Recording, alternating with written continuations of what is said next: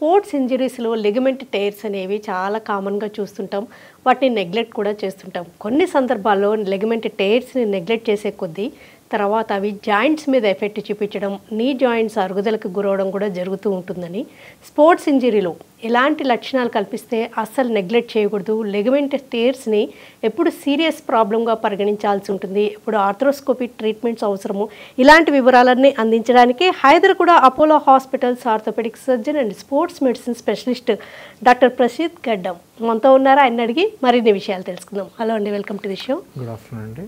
Sports injuries అనేవి చాలా కామన్గా జరుగుతూ ఉంటాయి. అయితే చాలా వరకు ఆ పెయిన్ భరిస్తున్నాంలే అని అలాగా వాళ్ళు నడిపేస్తూ ఉంటారు. దీని గురించి మీరేమంటారు? ఇప్పుడు స్పోర్ట్స్ ఇంజరీస్ అంటే ఓన్లీ స్పోర్ట్స్లో కాకుండా ఈవెన్ రోడ్ ట్రాఫిక్ యాక్సిడెంట్స్లో కూడా ఈ స్పోర్ట్స్ ఇంజరీస్ అనేది జరుగుతుంటుంది. సో లిగమెంట్ ఇంజరీస్ ప్రధానంగా పడడం వల్ల కానీ, టూ వీలర్ మీదకి వెళ్ళి స్కిడ్ అండ్ ఫాల్ పడడం వల్ల, లేకపోతే స్పోర్ట్స్ ఆడుతూ లిగమెంట్ ఇంజరీస్ అనేది జరుగుతుంటుంది. సో చాలా వరకు పేషెంట్స్ ఎక్స్రేకి వెళ్తారు. ఆ ఎక్స్రేలో ఏమీ కనబడదు. సో ఏమీ లేదు అనుకొని ముందుకెళ్తుంటారు. పెయిన్ ఓడ్చుకుంటూ అప్పుడప్పుడు పెయిన్ కిల్లర్స్ వాడుతుంటారు. కానీ ఎప్పుడైతే ఎక్స్రేలో ఏమీ లేదు కానీ మీకు పెయిన్ ఉంది, నడకలో ఇబ్బందిగా ఉంది, ఏదో ఇరుక్కుంటుంది, మోకాళ్ళలో ఏదో డిస్కంఫర్ట్ ఉంటే మాత్రము ఖచ్చితంగా మీరు ఎంఆర్ఐకి వెళ్ళాల్సి వస్తుందండి. ఆ ఎంఆర్ఐ బట్టి అసలు ఆ లిగమెంట్ ఇంజరీస్ ఏ స్టేజ్లో ఉంది, మొదటి స్టేజ్లో ఉందా, రెండో స్టేజ్లో ఉందా, మూడో స్టేజ్లో ఉందా అని దాన్ని బట్టి మీరు ఫర్దర్ ట్రీట్మెంట్ అనేది సాగుతుంది. సపోజ్ ఒకవేళ గ్రేడ్ 1 గ్రేడ్ 2 ఉన్నాయనుకోండి, ఒక 3 వీక్స్ రెస్ట్, కొద్దిగా ఫిజియోథెరపీతోని చాలా వరకు ఈ ఇంజరీస్ అనేది హీల్ అవుతుంది. ఎప్పుడైతే ఈ అశ్రద్ధ వల్ల ఈ ఇంజరీస్ని వదిలేస్తామో అది కాస్త grade 1 to grade 2, grade 2 to grade 3. So దీనివల్ల ఫర్దర్గా కార్టిలేజ్ డ్యామేజ్ అయ్యి ఆర్థరైటిస్ వచ్చే అవకాశాలు కూడా ఎక్కువగా అనేది ఉంటుంది. అసలు ఒక లిగమెంట్ టైర్ మృదులాస్థి టైర్ అయింది అనేది ఎలాంటి లక్షణాలతో గుర్తించగలరు? ఇప్పుడు లిగమెంట్స్ అంటే ప్రధానంగా మోకాలు చుట్టూ వచ్చేసరికి మెనిస్కస్ అని ఉంటాయండి. 2 మెనిస్కస్లు ఉంటాయి. అట్లాగే ముందు వెనక క్రూషియేట్ లిగమెంట్ ఉంటుంది. లెఫ్ట్ రైట్ అంటే లాటరల్ మీడియల్గా కొల్లాటరల్ లిగమెంట్స్ అనేవి ఉంటాయి. సో ఎలాంటి లిగమెంట్స్ టేర్ అయినా ఫస్ట్ మీకు నడకలో ఇబ్బంది వస్తుందండి. కింద కూర్చొని లెగాలన్నా, లేకపోతే ఎక్కువ దూరం పరిగెత్తాలన్నా, మెట్లు ఎక్కడం దిగడంలో ఇబ్బందిగా, లేకపోతే ఎప్పుడన్నా నేల మీద కూర్చొని లెగాలన్నా ఇబ్బందిగా అనేది ఉంటుంది. సో ఇలాంటి లక్షణాలు ప్లస్ పెయిన్ ఉంటుంది, నడవాలన్నా ఇబ్బందిగా ఉంది, లేకపోతే ఏదో మోకాళ్ళు జారినట్టు కానీ ఇన్స్టెబిలిటీ అని అంటాం.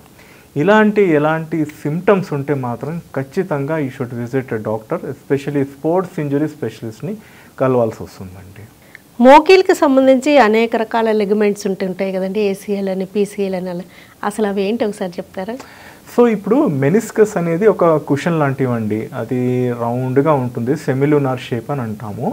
క్రూషియేట్ లిగమెంట్ అనేది పైనుంచి కింది వరకు అటాచ్ అవుతుంది. ఆ క్రూషియేట్ లిగమెంట్ వచ్చేసరికి anterior cruciate and posterior cruciate అనేది ఉంటుంది. యాంటీరియర్ అంటే ముందు భాగము, పోస్టీరియర్ అంటే వెనక భాగం. మెనిస్కస్ అనేది ఇవి ఒక రకమైన వాషర్ లాగా ఉంటుంది. అంటే మోకాళ్ళ మధ్యలో ఒక కుషన్ లాగా ఉంటుంది. ప్లస్ ఇవే కాకుండా సైడ్కి అంటే మోకాళ్ళ సైడ్ భాగంలో కొల్లాటరల్ లిగమెంట్స్ అనేవి ఉంటాయి. సో ప్రతిసారి అన్ని లిగమెంట్స్ టేర్ అవ్వాలని అలాంటి రూల్ ఏం లేదండి. మీరు పడే తీరు బట్టి లేకపోతే ఇంజరీస్ బట్టి ఇట్లాంటి టేర్స్ అనేది జరుగుతూ ఉంటాయి. ఓకే, అంటే ఏసీఎల్ అయినా, పీసీఎల్ అయినా, లేకపోతే కొల్లాటరల్ అయినా, మెనిస్కల్ టైర్స్ అయినా సిమ్టమ్స్ వేరీ అవుతుంటాయి? సిమ్టమ్ డెఫినెట్గా అండి. ఇప్పుడు ఒకవేళ మెనిస్కస్ టేర్ అయిందనుకోండి, మీకు ఒక రకమైన వేగ్ పెయిన్ ఉంటుంది.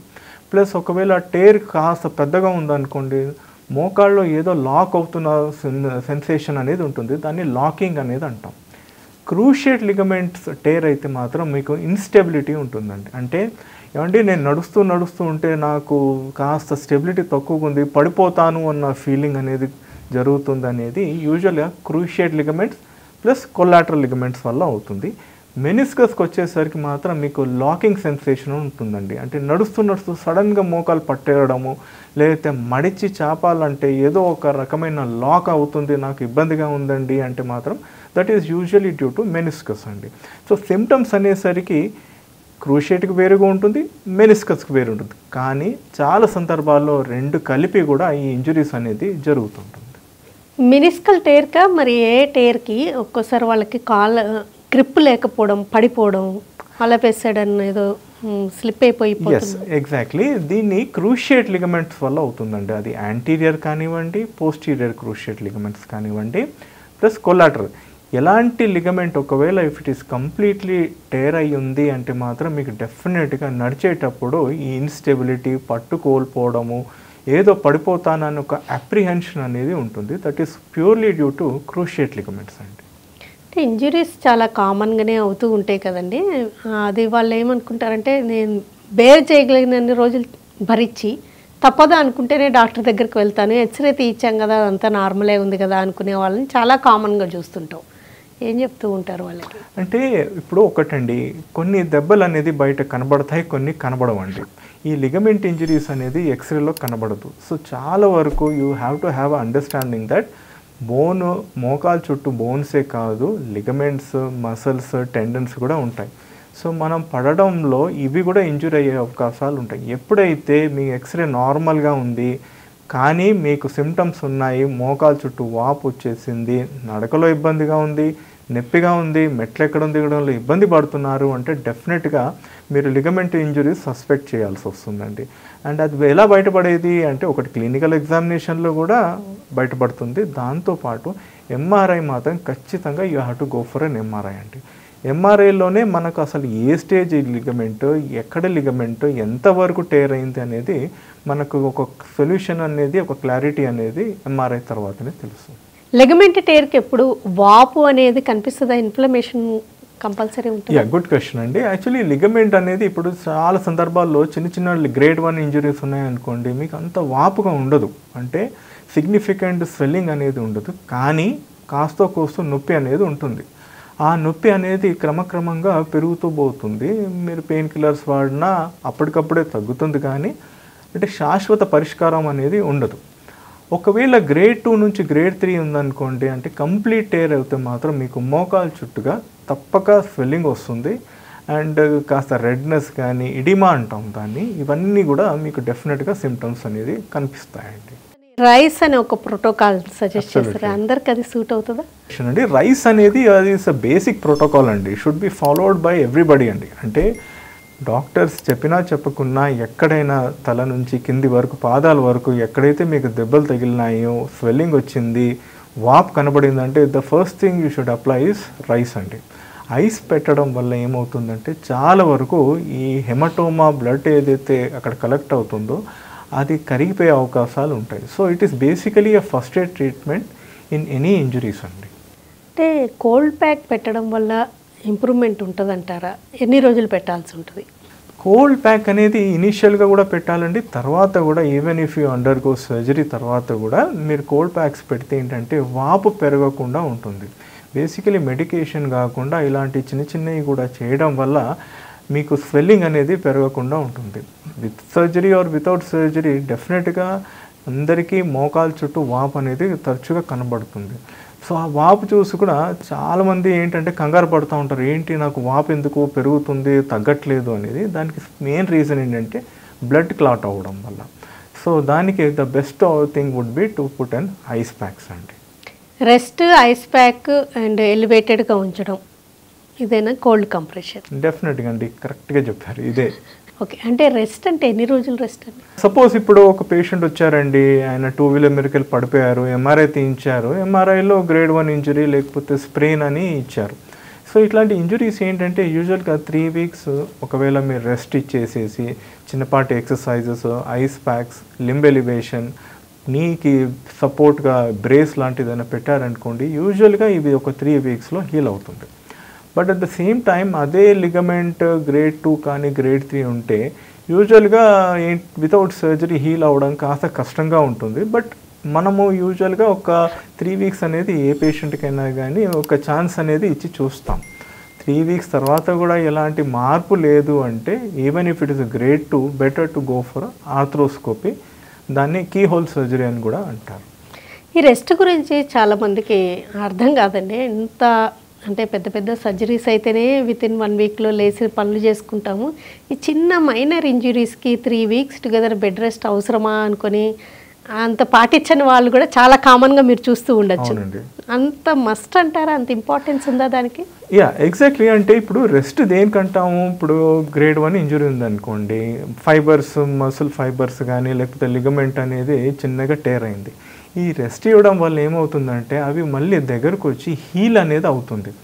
మీరు రెస్ట్ తీసుకోలేదనుకోండి, మీరు ఆ లిగమెంట్ని హీల్ అవ్వకుండా ఆపేస్తున్నారు. సో అదేమవుతుంది, గ్రేడ్ 1 కాస్త గ్రేడ్ 2కి వెళ్ళిపోతుంది, గ్రేడ్ 2 కాస్త గ్రేడ్ 3కి వెళ్ళిపోతుంది. So if it is initial స్టేజ్లో ఇంజురీ ఉందనుకోండి, rest definitely plays a role. It is only for healing అండి, నథింగ్ మోర్ దాన్ దాట్. మీరు అది న్యాచురల్గా హీల్ అయిందనుకోండి, మీకు ఎలాంటి సర్జరీస్ కానీ ఎలాంటివి థెరపీస్ కానీ అవసరం పడదు. పార్షియల్గా అయితే ఓకే, ఇలాగా మేనేజ్ చేస్తూ ఉంటారు. బాగా కంప్లీట్ టైర్ అయిపోయింది అనుకోండి, అప్పుడు ఎలాంటి సిమ్టమ్స్ ఉంటాయి? ఇప్పుడు క్రూషియేట్ లిగమెంట్స్లో కానీ కొలాటరల్ లిగమెంట్స్లో if it is a complete tear, the best thing would be to go for surgery అండి. అయితే క్రూషియేట్ లిగమెంట్ వచ్చేసరికి యాంటీరియర్ ఉంటుంది, పోస్టీరియర్ ఉంటుంది. ఒకవేళ if it is anterior cruciate అనుకోండి, ఇందులో బెడ్ రెస్ట్ ఏమి ఉండదండి. డే 1 నుంచి మీరు పూర్తిగా బరివేసి నడవచ్చు. అదే పోస్టీరియర్ క్రూషియేట్ ఉందనుకోండి, యూజువల్గా మేము ఏమంటామంటే ఒక 3 వీక్స్ కాస్త రెస్ట్ ఇచ్చి నీ సపోర్ట్ ఇచ్చి 3 వీక్స్ తర్వాత యూజువల్గా మనము ఫిజియోథెరపీ, రీహాబిలిటేషన్ అనేది స్టార్ట్ చేస్తాం. ఇది క్రూషియేట్ లిగమెంట్స్కి వచ్చేసరికి. అదే కొలాటరల్ లిగమెంట్స్ ఉన్నాయనుకోండి, మీరు ఖచ్చితంగా ఒక 3 వీక్స్ అనేది యూజువల్గా మేము రెస్ట్ అనేది చెప్తాం ఆఫ్టర్ సర్జరీ. ఆ రెస్ట్ కూడా దేనికోసము, అది హీల్ అవ్వడానికండి, సాఫ్ట్ టిష్యూ హీలింగ్ అనేది అంటుంటాం. అంటే కంప్లీట్గా టైర్ అయినప్పుడు అయితే మాత్రం, అంటే యాంటీరియర్ తప్పితే వేరే లిగమెంట్స్ ఏవి టైర్ అయినా కూడా వాళ్ళు ఇంకా నడవలేరా, గ్రిప్ కోల్పోతారా? లేదండి, ఒక ఫస్ట్ 3 వీక్సే మీరు రెస్ట్లో ఉంటారు. 3 వీక్స్ తర్వాత మనం next thing would be to start rehabilitation, అంటే దాన్ని ఫిజియోథెరపీ అంటాం. ఆ ఫిజియోథెరపీలో ఏంటి అంటే చిన్నపాటి ఎక్సర్సైజ్తో పాటు స్ట్రెంగ్త్ ట్రైనింగ్, మసిల్ ట్రైనింగ్, తర్వాత బ్యాలెన్సింగ్ ఎక్సర్సైజెస్, నడక అనేది కంప్లీట్గా నార్మల్ అయ్యే వరకు ఇవన్నీ ఎక్సర్సైజెస్ అనేది ఖచ్చితంగా ప్రతి సర్జరీలో ప్రోటోకాల్ అనేది ఫాలో కావాలి.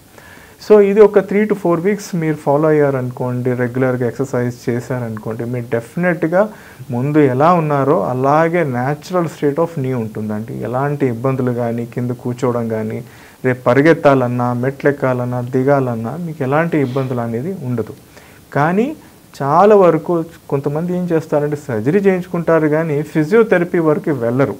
So physiotherapy also is very important in this arthroscopy surgery of ligaments. Surgery అంటే ఇమ్మీడియట్గా అర్థమైన వెంటనే చేసేస్తుంటారా, కొంచెం టైం తీసుకునే చేస్తారంటారా? ఎస్ అండి. ఇప్పుడు లిగమెంట్స్కి వచ్చేసరికి if it is an acute collateral ligament ఉందనుకోండి, అది డెఫినెట్గా యాజ్ ఎర్లీ యాజ్ పాసిబుల్ చేయడం మంచిది. అలాగే if it is a cruciate ligament, anterior కానివ్వండి, పోస్టీరియర్ కానివ్వండి, యూజువల్గా ఒక 2 to 3 వీక్స్ ఆగితే బెటర్ అండి. ఎందుకు ఆగాలి అంటే మోకాలు చుట్టూ వాపు ఉంటుంది, తర్వాత స్వెల్లింగ్ ఎక్కువగా ఉంటుంది. ఆ స్వెల్లింగ్ తగ్గాలి. ఆ స్వెల్లింగ్ తగ్గిందనుకోండి, ఇన్ఫ్లమేషన్ కూడా తగ్గుతుంది. మీకు ఆ తర్వాత చేస్తే సర్జరీ అనేది రిజల్ట్ బాగుంటుంది, పేషెంట్ కూడా కంఫర్టబుల్గా అనేది ఉంటుంది. So cruciate ligaments are not an emergency surgery అండి. యూజువల్గా ఒక 2 to 3 వీక్స్ వెయిట్ చేస్తే the end result would be good. ఈ లిగమెంట్ టైర్స్ ఎప్పుడు ఆర్థ్రోస్కోపీ పద్ధతిలో, కీ హోల్ పద్ధతిలోనే చేస్తుంటారు? డెఫినెట్గా అండి. If you're a sports injury specialist, ఇవన్నీ సర్జరీస్ అనేది త్రూ ఆర్థోస్కోపీ ఆర్ కీ హోల్లో చేస్తాము. కొలాటరల్ లిగమెంట్స్ మాత్రం అది ఓపెన్ సర్జరీ అండి, ఆర్థోస్కోపీలో చేయరు. అయితే మెనిస్కస్ టేర్ అయినా, యాంటీరియర్ క్రూషియేట్ దాన్ని ఏసీఎల్ అంటాము, ఆర్ పీసీఎల్, ఇవన్నీ సర్జరీస్ కూడా మనము పర్ఫెక్ట్గా కీ హోల్ లేదంటే ఆర్థ్రోస్కోపీ అని అంటాము. ఈ టెక్నిక్లో మాకు కంప్లీట్గా ఈ సర్జరీ అనేది చేయబడుతుందండి. సర్జరీ అనేది డే కేర్ ప్రొసీజరా, లేకపోతే హాస్పిటల్ స్టే ఒక 2-3 డేస్ ఉంటుందంటారు? అంటే ఇప్పుడు ఈ సర్జరీ ఇవన్నీ స్పైనల్ అనస్థీషియాలో ఉంటుంది కాబట్టి ఒక 1 డే హాస్పిటల్ స్టే ఉంటే ఏంటంటే బెటర్ అండి. అంటే అనస్థీషియా వల్ల కొంతమందికి హెడేక్ రావడము, కొంతమందికి యూరిన్ రిటెన్షన్ రావడం అనేది జరుగుతుంది కాబట్టి ఒక 1 డే స్టే ఉంటే better. Next day patient can be discharge. And the same day ఒకవేళ ఏసీఎల్ ఉంటే he can start physiotherapy right from day 1 అండి. If it is a PCL surgery, exercises చేస్తూ ఒక 3 వీక్స్ కాస్త రెస్ట్ ఉంటే డెఫినెట్గా హీలింగ్ కూడా బెటర్గా ఉంటుంది. ఇలా లిగమెంట్ టైర్స్ అంత అవగాహన లేక ఎక్స్రే తీయించి మామూలుగా టౌన్స్లో కానీ 2 టైర్ 3 టైర్ సిటీస్లో కానీ అంత నార్మలే ఉంది కదా అని నెగ్లెక్ట్ చేస్తే ఎలాంటి కాన్సిక్వెన్సెస్ ఉండొచ్చు? ఇప్పుడు చాలా వరకు లిగమెంట్ ఇంజరీస్ బయటపడట్లేదండి.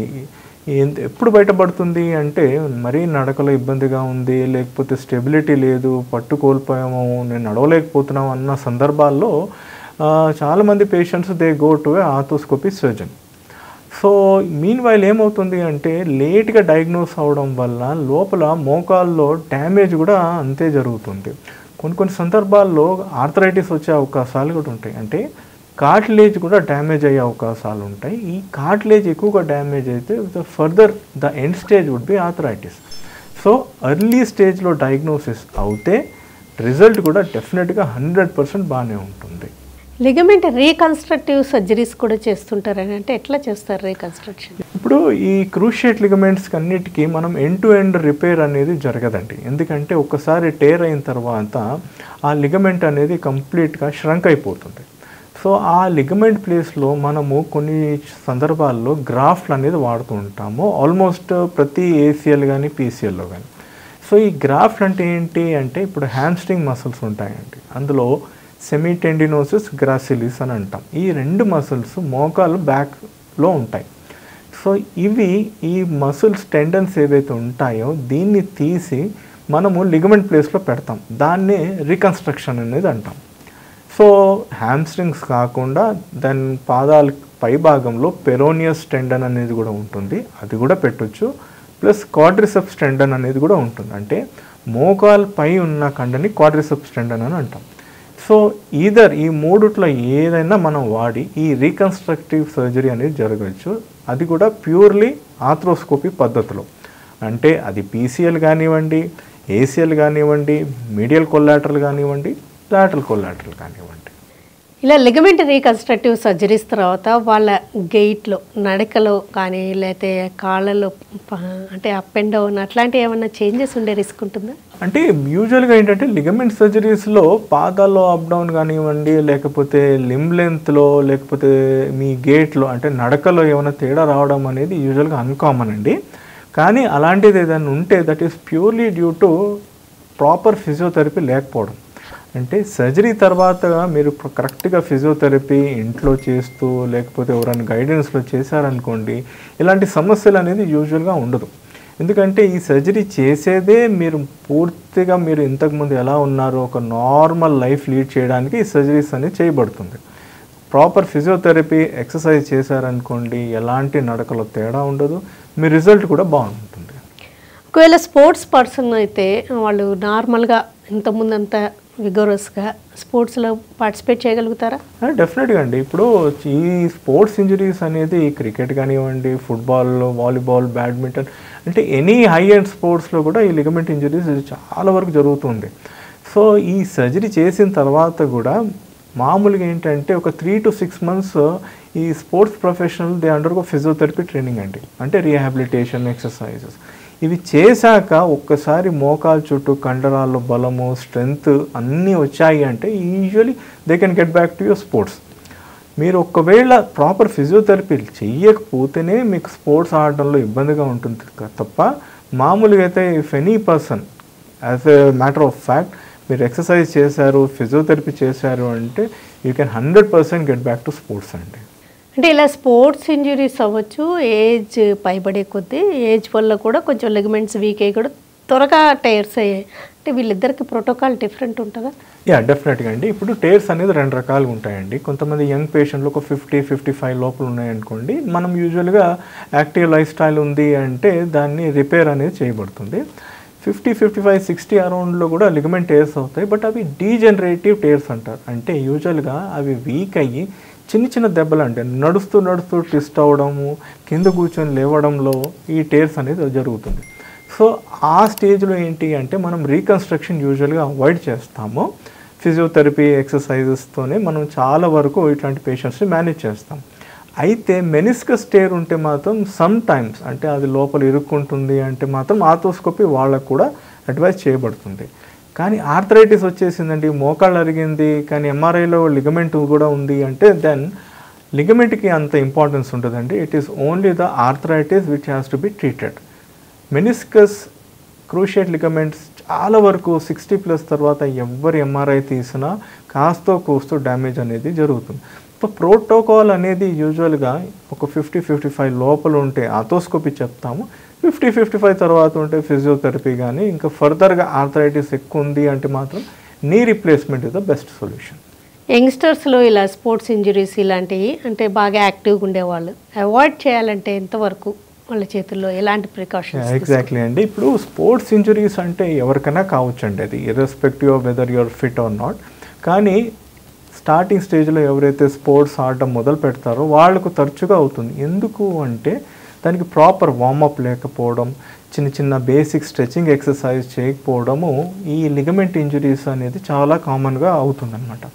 సో మనం ఎలాంటి స్పోర్ట్స్ ఆడినా ఒక 10 to 15 minutes ప్రాపర్ వార్మప్ చేయడము, స్ట్రెచింగ్ చేయడము ఇవన్నీ చేస్తే you can avoid sports injuries అండి. అండ్ తర్వాత ఏంటి అంటే మనకు తెలియాలి అంటే మన మసిల్ స్ట్రెంత్ ఎలా ఉంది, మనం ఏ స్పోర్ట్స్ ఆడగలుగుతాము, దానికి తగ్గట్టుగా ప్రాపర్ వార్మప్ చేస్తే మనము you can always avoid sports injuries అండి. ఈ లిగమెంట్ టేర్స్ అయిన వాళ్ళకి లేదా రీకన్స్ట్రక్టివ్ సర్జరీస్ అయిన వాళ్ళకి తర్వాత ఒక ఏజ్ వచ్చాక ఆస్టియో ఆర్థరైటిస్ గురయ్యి కీళ్ళ అరుగుదల సర్జరీ జరిగిందనుకోండి, నీ రీప్లేస్మెంట్, వాళ్ళకి కొంచెం ప్రాబ్లం అవ్వచ్చా? అలాంటిది ఏమి ఉండదండి. ఎందుకంటే ఇప్పుడు ఈ సర్జరీస్లో మనం వాడేది ఏదైతే ఉంటాయో లిగమెంట్స్లో బటన్స్ కానివ్వండి, స్క్రూస్ కానివ్వండి, చాలా వరకు ఇవి కరిగిపోయే ఉంటాయి. సో ఫ్యూచర్లో మనము ఏదైనా నీ రీప్లేస్మెంట్ పోవాలన్నా దానివల్ల మనకు ఎలాంటి సమస్యలు అయితే రాదు. ఒకప్పుడు చాలా లావుట్ స్క్రూస్ వాడేవారు, ఇప్పుడు ఏంటి అంటే చిన్న చిన్న బటన్స్ ఉంటాయి, అది 4 millimeters ఉంటాయి. సో దానివల్ల ఫ్యూచర్లో మనకి ఏమైనా అవుతుంది లేకపోతే మనకి ఏదో సర్జరీకి ఇబ్బంది అవుతుంది అనేది యూజువల్గా అయితే జరగదండి. So you can 100% you can, if you have an injury please go ahead with arthroscopy. ఓకేనండి డాక్టర్ ప్రషిత్ గారు, స్పోర్ట్స్ ఇంజరీస్కి కారణాలు ఏంటి, ఎలాంటి జాగ్రత్తలు తీసుకోవచ్చు, ఎలాంటి లక్షణాలు కనిపిస్తే లిగమెంట్ టేర్స్ అని అనుమానించాల్సి ఉంటుంది, వాటిని ఎలా మేనేజ్ చేయాలి, ఎప్పుడు సర్జరీ గురించి ఆలోచించాలి, ఆర్థ్రోస్కోపిక్ అని రీకన్స్ట్రక్టివ్ సర్జరీస్ తర్వాత రీహాబిలిటేషన్ ఎలా ఉంటుంది, తర్వాత వాళ్ళ నార్మల్ లైఫ్ ఎలా లీడ్ చేయొచ్చో తెలియజేసినందుకు థ్యాంక్స్. నమస్కారం అండి.